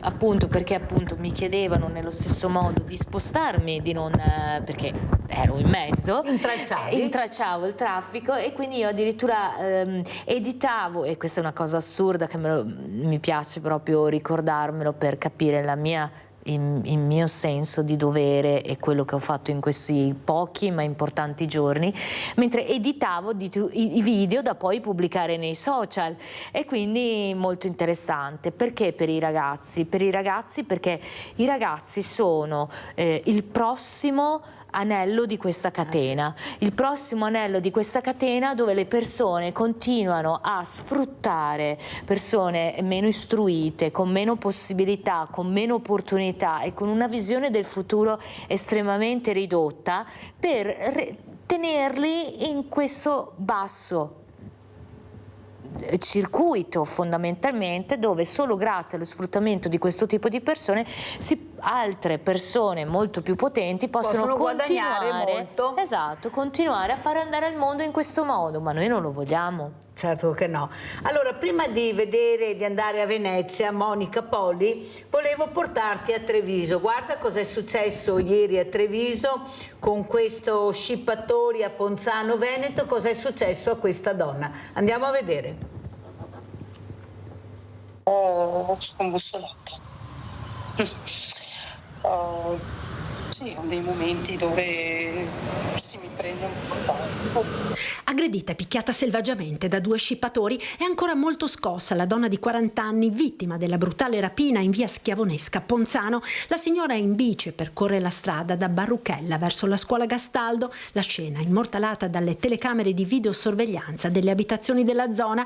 Pochi istanti dopo si vede uno scooter grigio scuro con in sella 2 uomini. Entrambi indossano tute nere e casco integrale grigio. Hanno appena incrociato la donna e l'hanno individuata come vittima perché invertono il senso di marcia nello slargo d'accesso ad una casa, ma prima di partire si fermano, uno scende e alza la targa. Pochi secondi dopo tentano di scippare dal cestino della bici il marsupio della signora, ma lei reagisce e trattiene il borsello, come ci racconta al telefono il compagno della donna. Lei ha afferrato il marsupio, in quell'istante si vede che il secondo erano in 2 sullo scooter. Non si vede che non se l'aspettava, è caduto indietro. Poi, che lei non lasciava il marsupio, l'ha dato pugni e calci. Pugni e calci sferrati senza pietà alla testa, al corpo. La donna terrorizzata urla chiedendo aiuto. Ad udire le grida un'anziana residente proprio davanti al luogo dell'aggressione. Questa signora chiamava aiuto, aiuto, aiutatemi. Nel frattempo che io sono arrivata qui al cancello, è arrivata una macchina, una signora, e si è fermata. E così a me ha ricorso tutto, dare un fiato d'acqua e tutto quanto, per lavarle giù le mani, era piena di sangue dappertutto, perché non so se sia stato dal naso o dal zigomo che io avevo rotto, perché ha pestata, dato botte in testa. Subito sono stati chiamati i sanitari del 118 e di carabinieri che ora conducono le indagini sull'episodio. Dopo il pestaggio e la rapina, i 2 malviventi sono scappati a tutta velocità sullo scooter. Arrivati all'incrocio della scuola, sono stati notati da un testimone che ha sentito urlare "va di là" e li ha visti sfrecciare verso il bastone. Gli inquirenti stanno passando al setaccio le immagini della videosorveglianza ed indagano anche su un altro scippo con analoghe modalità verificatosi circa un'ora prima a Montebelluna, dove un uomo è stato rapinato del marsupio, non si sa se dagli stessi malviventi. Allora, Monica Polli, non solo a Venezia, guarda cosa sta capitando, non solo le grandi città, ecco i centri storici, qui bisogna stare attenti anche nei paesetti piccoli, ecco le stradine, quelle veramente pensi di essere al sicuro, non ci sono macchine, non c'è, e poi guarda cosa succede. Prego Monica Polli, cosa ci racconti? Allora, intanto auguri di pronta guarigione, perché subire... c'è sempre uno shock. Puoi alzare il volume perché sento pochissimo. Brava. Purtroppo mi sentite? Sì, avvicinati di più come hai fatto, prego. Ecco, è purtroppo un problema di cuffiette. Allora, intanto auguri di pronta guarigione alla signora. E qui ormai siamo completamente, le nostre città sono completamente fuori controllo. Noi abbiamo un problema di leggi, siamo in balia della microcriminalità, non se ne può più, basta, deve finire, noi siamo ostaggi a casa nostra, anche perché le vittime preferite anche da queste persone sono soprattutto anziani, disabili. Basta, non se ne può più. Sta succedendo in tutte le città, Milano, basta. Siamo al collasso. Qui bisogna intervenire. Qui ci deve essere una certezza della pena. Quello che sta succedendo è allucinante, anche qui a Venezia. Siamo ostaggi dei borseggiatori. Allora saluto anche Don Maurizio Gronchi, teologo all'Università Urbaniana di Roma. Allora Don Gronchi, grazie intanto di essere qui, ecco è il nostro Papa che ringrazio sempre, come ho sempre ringraziato anche Papa Francesco prima, ma adesso ringrazio Papa Leone XIV per la parola pace, ma la pace ormai riguarda tutti noi dappertutto, vogliamo vivere in pace, essere in pace con noi stessi. Cos'è la pace, Don Gronchi, in un mondo dove si sono persi i valori, dove non riusciamo più a capire dove qualcuno vuole andare a parare, tanti soldi in mano a pochi e c'è la gente che muore di fame. Io non so se ha visto il servizio che ha mandato Paola Viola, questa donna che sta cercando di portare aiuto a questi bambini con la cultura, perché quella li salverà. Quello che fanno i padri missionari poi alla fine è questo. Prego padre Don Maurizio Gronchi. Tanto buongiorno, grazie di questo invito. Il tema della pace noi sappiamo che è la questione di fondo in questo momento. Papa Leone ha iniziato proprio dalla Loggia delle Benedizioni il suo saluto dicendo la pace di Cristo risorto sia con tutti voi. Cioè questo già ci fa capire che per noi cristiani la pace è un dono da ricevere, da accogliere attraverso la nostra fede da Cristo, ma è anche un compito, cioè non possiamo aspettarci che venga dall'alto, deve sorgere dal basso, e dal basso vuol dire dall'impegno. E ben vengano tutte le iniziative che costruiscono ponti. La missionarietà della Chiesa, di cui Papa Leone è stato attivo protagonista, soprattutto in Perù, paese povero, mostra proprio che si costruisce la pace attraverso la solidarietà, mettendo insieme le persone, aiutando i più deboli, e questa è da sempre la missione della Chiesa. Il Papa Leone è riuscito a dare questo messaggio: l'annuncio della fede di Cristo e il mondo di oggi che ha bisogno di pace, quindi l'uno che la dona e l'altro il mondo che ne ha bisogno e l'attende. Ora questo è un impegno che naturalmente non passa soltanto tra le mani dei potenti, che come vediamo si mostrano sordi ad ogni invito. Singolare il fatto che vengano a partecipare alle esequie di Papa Francesco tutti insieme e da lì non riescano poi a fare passi concreti. E il cardinale Parolin, confermato segretario di Stato, proprio ieri appunto ha rilasciato questa dichiarazione, cioè è tragico che non si arrivi a una vera e propria pace autentica, giusta, duratura. Questa è la nostra difficoltà. Come cristiani che possiamo fare? Possiamo pregare, possiamo costruire relazioni meno aggressive, disarmare le parole, una parola, un linguaggio disarmato e disarmante. Purtroppo nei nostri linguaggi c'è ancora molta aggressività e di questa aggressività poi si arriva agli estremi. Abbiamo Antonio da Vicenza, dopo ritorniamo, se no mi cade la linea. Vai Antonio. Buongiorno Mirella, buongiorno. Sono Antonio da Vicenza, volevo intervenire riguardo del servizio che state passando in questo momento. Niente, avrei praticamente due esempi, però sono fra loro collegati. Il primo riguarda le forze dell'ordine, nella fattispecie dei carabinieri, che conoscevo appunto un milite, mi ha raccontato questo un paio d'anni fa di un episodio in cui durante il pattugliamento notturno zona Torri di Quartesolo praticamente è riuscito a prendere il ladro che stava lavorando, fra virgolette, portato dentro. Chiaramente lui è obbligato a fare la guardia finché non va sul processo per direttissima. Nel pomeriggio portato al processo praticamente se l'è visto sfilare davanti e il ladro gli sorrideva in faccia. Questa è la prima. La seconda, collegata, riguarda appunto praticamente le nuove risorse in Italia. Un romeno perfettamente integrato mi raccontava che a casa sua in Romania, nel momento in cui tu delinqui e vai a finire in galera, là non vieni più fuori sano. Per cui lui diceva: i delinquenti romeni li avete tutti in Italia, perché qua delinquono e non pagano. A riguardo adesso, purtroppo, avendo messo in silenzioso la televisione, non ho potuto seguire come si può dire, l'ecclesiastico, no? L'espulsione dell'ecclesiastico lì.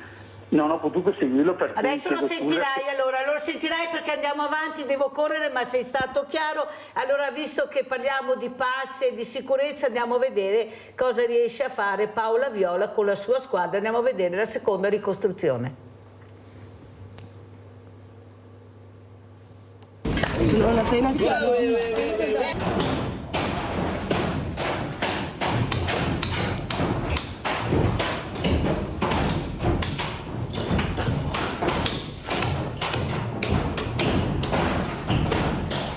Oggi è il 30 aprile ed è quindi il terzo giorno di lavori della ricostruzione della Smiling School Lucky Summer. Ma oggi c'è una cosa veramente speciale che vorrei raccontarvi e per questo motivo sono venuta nel tetto dello Smiling Center.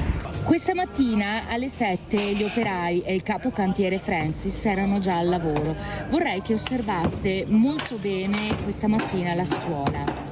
Allora, sono entrata per qualche minuto nel cantiere, ho fatto fermare un attimo i lavori perché altrimenti non riuscivo a spiegarvi, perché vorrei farvi vedere esattamente in che modo si è svolta la demolizione della scuola e spiegarvi perché. Come vedete, praticamente il muro di cinta della scuola è l'unico in piedi, ma in realtà non è proprio così, perché come avete potuto vedere dall'alto c'è un'altra parte della scuola che è stata salvata, che è questa praticamente, dove vivono e dormono i bambini che l'associazione ha in affido. Ecco perché Francis e tutti gli operai hanno demolito tutta la scuola, lasciando per ultimo questa parte che però, come mi ha spiegato oggi Francis, sarà demolita.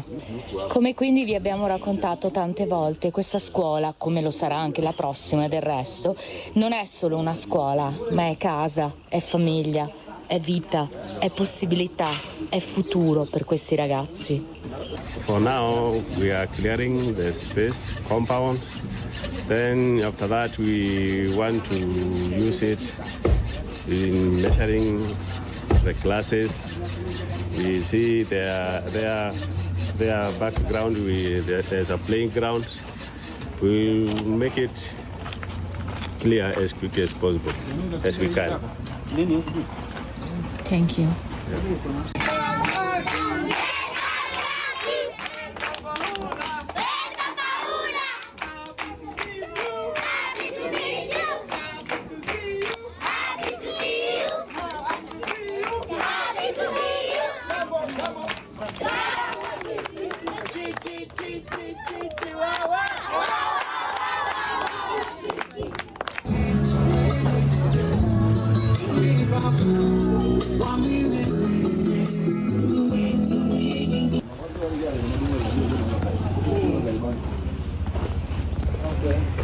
Don Maurizio Gronchi, cosa vuole dire a questa donna che con la sua squadra sta cercando di portare nei limiti che ha però quella cultura che manca e quella sicurezza? Avete visto gli operai tutti con il caschetto e con la divisa, noi qua non ne vediamo uno o pochi col caschetto, non so Don, lei qui da noi non funziona proprio così. Cosa vuole dire a questa donna che nonostante la fatica, i pochi soldi, però riesce ancora a credere in quello che sarà il futuro di questi bambini, di queste famiglie, con la cultura, con la scuola? Prego Don Gronchi. Vero punto di partenza, la cultura. La pace non si costruisce senza cultura, senza educazione. Papa Leone proprio ieri ha incontrato i fratelli delle scuole cristiane e ha approfondito proprio l'importanza, a 3 secoli da San Giovanni Battista della Salle, l'importanza della sfida educativa dei giovani. Cioè anche la sicurezza sul lavoro è una questione di cultura, cioè il responsabile di una squadra di operai deve preoccuparsi della loro sicurezza, non si può soltanto affidare alla spontanea responsabilità del singolo. Quindi è un fatto di comunità, essere capaci di fare scuola. E la scuola la facciamo non soltanto dal punto di vista dei bambini, ma c'è bisogno di una scuola anche nell'integrazione. Cioè le persone, io vedo che a volte il problema della sicurezza nel lavoro è che questi operai, magari stranieri, non conoscono la lingua e magari non vedono le iscrizioni che ci sono anche di fronte a certi macchinari che ti dicono di non mettere le mani sotto. Quanti incidenti accadono anche per questa difficoltà, no, di comprendere. Quindi credo che la cultura è alla base della sicurezza e della pace, perché le persone che capiscono, che si rendono conto, che riescono a comunicare, non si chiudono, non si oppongono, non si sentono rifiutati, anche per l'incapacità a volte di entrare in relazione. Quindi la pace si costruisce attraverso la cultura e complimenti a questa persona che si dà da fare. Costruire scuole, non costruire muri, ma ricostruire ambienti vivibili, non che separano. Ecco, credo che questo sia il messaggio di Papa Francesco e il messaggio anche di Papa Leone, con l'attenzione alle persone più deboli, e i più deboli normalmente sono coloro che hanno meno cultura. Questo penso. Paola, come vuoi commentare? Sì, sono assolutamente d'accordo. Inoltre vorrei aggiungere che la pace si fa con l'esempio e di questo io sono fermamente convinta. Quindi l'esempio del tuo modo di vivere, di quanto e come riesci a portare qualcosa della tua vita nella vita degli altri per migliorarla, ma anche, Mirella, di questo ne abbiamo già parlato tante volte, ma lo ribadiamo perché è importante, l'esempio per le persone qui. Io, voglio dire, ci sono delle immagini molto forti dove questi bambini alle 7 di mattina si svegliano per portare via il loro banco dalla loro scuola. E quindi è una concostruzione della pace, perché è appunto una comunità. Non ci può essere pace se non esiste una comunità globale, quindi dove tutti si aiutano, dove tutti capiscono, tutti sanno. Gli operai lasciano per ultima questa stanza dove stanno dormendo i bambini con niente attorno. Capisci, Mirella, cosa è successo? Lì hanno dormito per 3 notti in più i nostri bambini. Quindi voglio dire, tutti sanno, tutti sono attenti all'altro, ma come ci può essere una pace se non c'è comunità? E oggi non c'è una comunità mondiale. No, non c'è, basta vedere anche quello che succede a Venezia. Adesso andiamo a vedere altri esempi, questa faida tra borseggiatori che mettono in pericolo la pace, ecco, la sicurezza, regna la paura. Prego, andiamo a vedere. Come accade in questi casi, la confusione è parecchia. Di certo c'è che una delle ragazze nasconde dietro la schiena una pinza con cui poi tenterà di colpire un'avversaria. Un'altra giovane raccoglie un oggetto che poco prima le era stato lanciato addosso, scagliandolo contro un'altra ragazza. Questa non è certo la prima, né purtroppo l'ultima rissa sul piazzale della stazione di Venezia, ma forse è più importante di molte altre, perché potrebbe segnare una novità significativa. Abbiamo l'impressione che ci sia una lotta tra clan per il predominio del territorio e sembrerebbe che a terra non fosse una turista ma una borseggiatrice. Qui insomma non si tratterebbe di uno scontro tra borseggiate e borseggiatrici, ma tra sole borseggiatrici. L'impressione che già aveva avuto chi era presente in stazione è rafforzata da un fatto senza precedenti. In questi giorni alla chat messenger dei cittadini non distratti sono arrivati messaggi di persone note come borseggiatrici che segnalavano in tempo reale la presenza di altre borseggiatrici, invitandoli a intervenire. Siamo andati a verificare e sono clan rivali. Si ha la sensazione che ci sia proprio una guerra per la spartizione del territorio. In Comune di Venezia un fenomeno del genere si era visto finora solo negli scontri, a volte anche sanguinosi, scoppiati negli ultimi anni tra spacciatori, presumibilmente per il controllo di una zona della città. Ma con milioni di turisti a disposizione, i furti di portafoglio possono rivelarsi remunerativi come lo spaccio. Rubare a Venezia può essere un affare e i borseggiatori sono gruppi organizzati per i quali alcune zone della città sono sicuramente migliori di altre.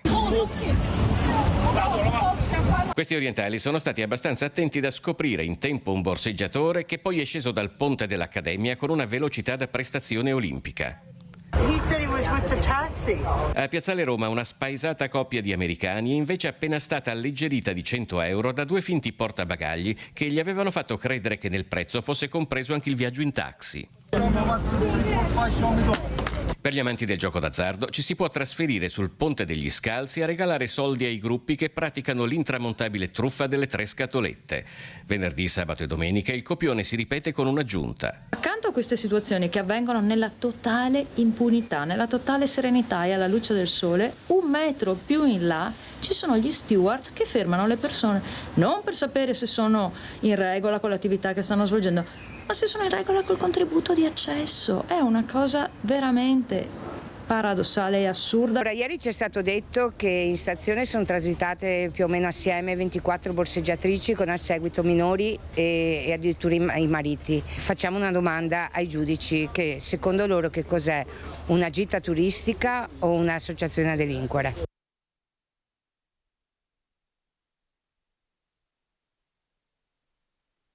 Guardie giurate serali alle biglietterie presso gli imbarcaderi di Piazzale Roma per far fronte ai borseggi in centro storico, soprattutto in queste giornate di festa con l'aumento dei turisti in città. Siamo molto felici di questa iniziativa, di questo controllo serale da parte delle guardie giurate, perché ormai lì davanti alle biglietterie era un continuo borseggi ai danni di persone anziane, di turisti e anche avevamo visto soprattutto che c'erano anche i truffatori di biglietti. Solo il mese scorso le volanti della questura e la polizia locale hanno arrestato 2 persone. Ci auspichiamo che questo non sia un controllo solo per questo periodo, ma un controllo perenne, anche e soprattutto per gli operatori della CTV che molte volte sono entrati, diciamo, per contrastare questi borseggiatori e purtroppo abbiamo sentito le varie conseguenze, o uso spray peperoncino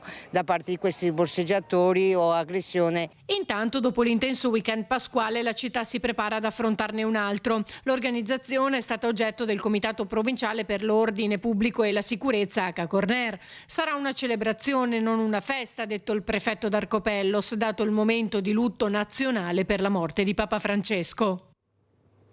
Monica Poli, allora cosa ci racconti? Sta arrivando un altro weekend, ecco, prima si parlava di certezza della pena, ma adesso mi sembra che ci sia la destra, ma la certezza della pena non arriva neanche con quella. Prima dicevano che era colpa della sinistra, troppo buoni, il problema è che non abbiamo le leggi sufficienti o non vengono applicate come hai detto tu, però qualcosa bisognerà pur fare. Pensa anche all'esempio, diceva Paola, quasi quasi sei più sicura là dove sei andata con tutte le difficoltà che non a girare la nostra Italia. Prego Monica. Allora, innanzitutto ecco, vorrei partire riguardo alle guardie giurate che sono state messe nei pontili. Allora, premetto che io ero felicissima, ma adesso andrò anche a monitorare, perché io controllo sempre, sono sempre nel territorio. Erano state messe 2 guardie ai pontili di Piazzale Roma proprio alla sera per il contrasto dei borseggi. Poi in questi ultimi giorni sono state messe anche 2 guardie presso la ferrovia, sempre per controllo borseggi e truffa dei biglietti, perché ci abbiamo di tutto qui a Venezia purtroppo. E a parte che 2 guardie durante il giorno sono poche, perché i pontili sono distanziati e ci vorrebbero 3 guardie. Però ieri, parlando con un operatore, mi hanno detto che le guardie, quelle serali che erano fisse in Piazzale Roma, ora si spostano, praticamente fanno Piazzale Roma e ferrovia, e questo non va bene. Quindi ora io mi accerterò di questa cosa, perché ci devono essere dei presidi fissi. Molto chiara veramente Monica, devo correre perché il tempo è tiranno, ma sei stata chiara, il messaggio arriva. Quello che volevo chiedere a Don Maurizio Gronchi, lei vive a Roma, Don Maurizio, ma veramente sono città meravigliose ma non sono sicure, perché quello che vediamo là penso che lei lo viva quotidianamente, anche lei, questa rabbia dei ragazzi, gli scippatori, ecco, mancano le forze dell'ordine, cosa ci dice? E questo crea violenza, non c'è niente da fare, crea rabbia anche nella popolazione. Prego Don Gronchi. Certo, questo è un problema delle grandi città, perché purtroppo dove ci sono più persone, dove c'è movimento turistico, soprattutto in certi periodi dell'anno, per esempio abbiamo visto a Roma che non solo con i funerali di Papa Francesco, ma anche con il maggio, quindi arrivano i pellegrini, i turisti, il giubileo, è un'occasione per tante persone di delinquere. E c'è da dire una cosa, che il fatto che Papa Francesco si sia fatto seppellire a Santa Maria Maggiore, che è così vicino alla stazione Termini, quindi un luogo ovviamente frequentato da un andirivieni e anche da una popolazione emigrata con difficoltà, questo ha permesso di mettere maggiore attenzione e forse un pochino più di sicurezza anche in un ambiente. Credo che questo sia anche un dono che Papa Francesco fa a un ambiente che è piuttosto degradato, insomma le adiacenze delle stazioni sono normalmente ambienti di difficoltà. Questo che cosa vuol dire? Che nei periodi in cui c'è un maggiore afflusso bisognerebbe avere il coraggio di fare un maggiore investimento di controllo e di sicurezza. È una spesa necessaria, l'aumento appunto delle guardie giurate, delle persone, dei presidi. Questo non solo dal punto di vista di questa sicurezza, ma per esempio anche dal punto di vista sanitario, perché ci sono persone che si sentono male, persone che vengono aggredite, quindi sul territorio c'è bisogno di una maggiore vigilanza in certi periodi e Roma, come tutte queste grandi città, come Milano abbiamo visto recentemente, come Napoli, sono grandi città dove l'afflusso è un'occasione anche per le persone di delinquere, quindi io credo che un investimento da parte degli enti locali, dei comuni, ma anche dello Stato, con personale che aiuti le persone, perché la sicurezza non è soltanto protezione dalla delinquenza, ma è anche favorire accoglienza dei turisti e dei pellegrini. C'è bisogno che le persone si sentano accompagnate, protette e sostenute. Il turismo, l'overtourism, il turismo selvaggio, gli affitti brevi, cioè tante case che vengono sottratte per esempio in questo modo a un'abitabilità possibile, tutto questo non aiuta alla pace, perché i conflitti poi nascono nei contesti urbani prima di tutto. Grazie a Don Maurizio Gronchi, teologo all'Università Urbaniana di Roma, di essere stato con noi per quello che ci ha detto. Come ci saluti Paola Viola? Cosa puoi dire? Con quale messaggio? Tu che sei sempre ottimista e positiva. Certo che ti vedevo molto perplessa l'immagine che vedevi. Anche un po' spaventata magari. Cioè, sì, allora quello che voglio dire è solo di non arrendersi e di ogni giorno cominciare a ricostruire la pace e noi lo stiamo facendo, lo continueremo a fare, presto torneremo in Kenya, abbiamo piacere di continuare a raccontarvi che cosa succede, perché è possibile. Questo è il messaggio che voglio dare, è possibile anche nel luogo più pericoloso, più povero del mondo dove sono stata, il germoglio della pace può nascere. Grazie a Paola Viola, sentiamo come ci saluta Monica Poli. Monica, un minuto, come ci saluti? Cosa importantissima, che noi qui abbiamo tantissimi minorenni di 12 anni, cioè queste borseggiatrici usano la maternità e poi sfruttano i loro figli a rubare. Allora, noi chiediamo, qui si stanno violando tutti i diritti dell'infanzia. Noi vogliamo capire, queste bambine vengono prese anche in flagranza, noi abbiamo una che è stata presa 3 volte in 3 città, portata alla procura dei minori e non è stato fatto assolutamente nulla. Allora, non devono andare in carcere, assolutamente, ma devono essere tolte dai genitori. Qualcuno si deve occupare di questi minorenni che vengono sfruttati. Cioè, è una cosa assurda, perché nessuno se ne occupa. Grazie anche a Monica Poli, Comitato Cittadini Non Distratti come lo è lei. Complimenti ancora Monica e grazie per quello che fai. Lo dico anche a Paola Viola e spero anche di rivedere Don Maurizio Gronchi, perché ha portato una parola di pace importantissima questa mattina. Grazie Don Maurizio di essere stato con noi veramente. E adesso andiamo a pranzo con la proposta di Mirella.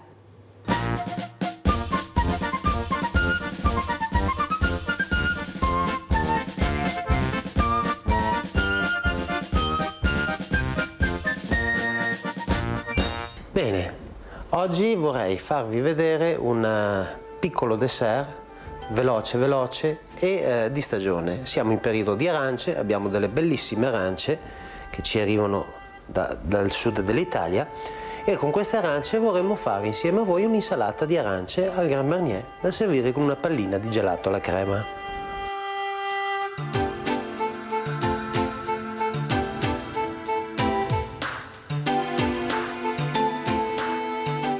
È una ricetta semplice. Oltre alle arance useremo della cannella, dei chiodi di garofano, dell'acqua e zucchero. Noi in questo caso abbiamo anche un po' di sciroppo all'amarena, che sono quei topping, quei sciroppi che trovate comunemente in gelateria, e l'esecuzione è molto veloce. Prendiamo dell'acqua e lo zucchero, le versiamo in una padellina e le lasciamo riscaldare, le facciamo cuocere un attimino, le portiamo a bollore in modo che creiamo un sciroppo di zucchero. Quando questo composto sarà bollente spegniamo il fuoco e ci aggiungiamo un po' di Cointreau, Grand Marnier, un liquore, quello che preferite voi, l'importante è che sia aromatico. Questa è la prima fase. Poi dopo andiamo a pelare le arance a vivo insieme a voi e le mettiamo a marinare in questo composto.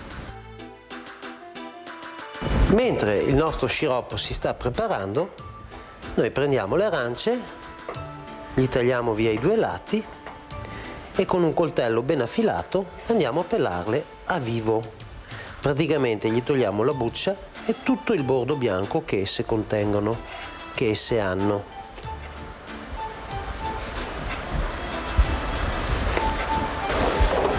Lo sciroppo è quasi pronto, quindi spegniamo il fuoco, ci aggiungiamo il liquore e ci aggiungiamo alcuni chiodi di garofano che con il calore sprigioneranno tutto il loro aroma e un po' di cannella in stecca che andremo a spaccare così. Fatto questo, prendiamo il nostro sciroppo e lo mettiamo in una bacinella, in un contenitore e lo lasciamo lì a raffreddare o perlomeno ad intiepidirsi. Nel frattempo abbiamo pelato vivo le nostre arance e le tagliamo a uno spessore di circa mezzo centimetro.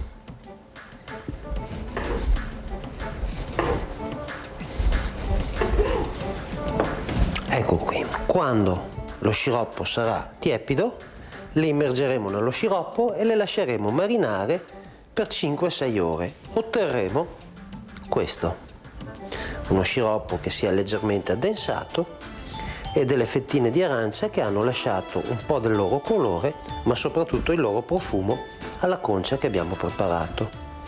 Quindi noi adesso vi faremo vedere come preparare il piatto dopo queste operazioni che potete fare tranquillamente anche in mattinata o nella giornata precedente.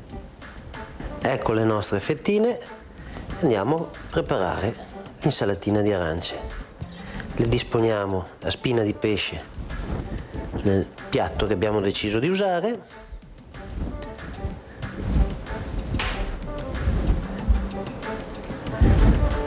Vedete che carine che sono diventate.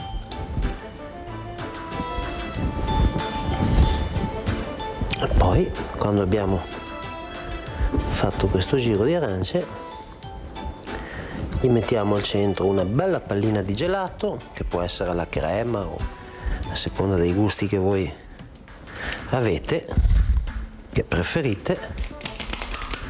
Una bella pallina di gelato al centro. Usiamo questo topping all'amarena,